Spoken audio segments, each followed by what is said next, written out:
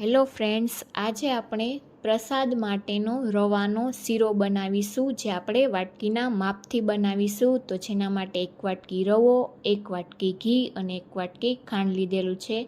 તે જ વાટકીના માપથી આપણે 3 ગણું એટલે કે 3 વાટકી દૂધ ગરમ કરીશું, જેમાં થોડા કેસરના તાતણા અને 1 ચમચી જેટલું આપણે ઘી ઉમેરી દઈશું, જેથી આપણો શીરો છે તે એકદમ સરસ ચીકણો નહીં અને એકદમ પરફેક્ટ બનીને તૈયાર થાય.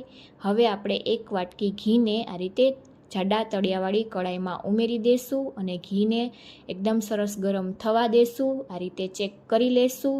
આ રીતે ઉપર આવી જાય રવો, ત્યારબાદ આપણે તેમાં બધો જ રવો ઉમેરવાનો છે. ઘી ગરમ કર્યા વગર રવો ઉમેરીશું તો શીરો છે તે ચીકણો બનશે.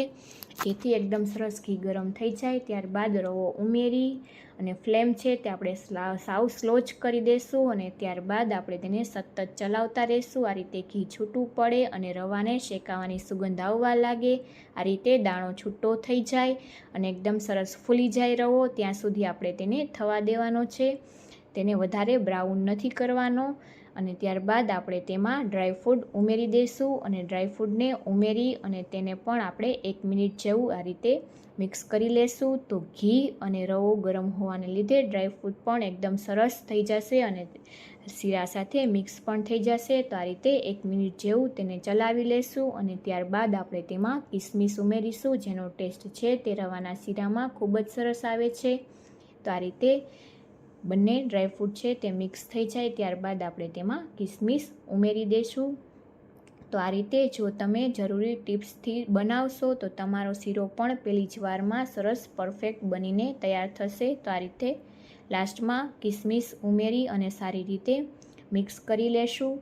તો હવે એકદમ સરસ આપણો શીરો છે તે સુગંધ પણ આવવા લાગી છે અને પરફેક્ટ બનીને તૈયાર છે. ઘી પણ છૂટું પડી ગયું છે. હવે આપણે ગરમ દૂધ તેમાં ઉમેરી દઈશું. તો થોડું આ રીતે દૂધ ઉમેરી અને આ રીતે મિક્સ કરતા જશું. તો શરૂઆતમાં છે તે એકદમ શીરો છે તે ઢીલો લાગશે, પરંતુ જેમ જેમ દૂધ છે તે મિક્સ થતું જશે રવા સાથે, તેમ એકદમ આપણો શીરો છે તે પરફેક્ટ થતો જશે. તો આ રીતે સ્લો ફ્લેમ પર તેને આપણે મિક્સ કરી લેશું અને લાસ્ટમાં આપણે ખાંડ ઉમેરીશું.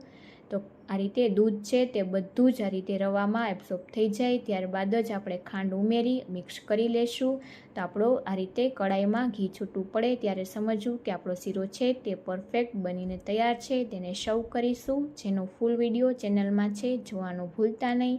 જો હજુ સુધી ચેનલને સબસ્ક્રાઈબ ન કરી હોય તો સબસ્ક્રાઈબ કરી લેજો, જેથી અવનવી રેસીપીઓ તમને મળતી રહે. Thank you for watching.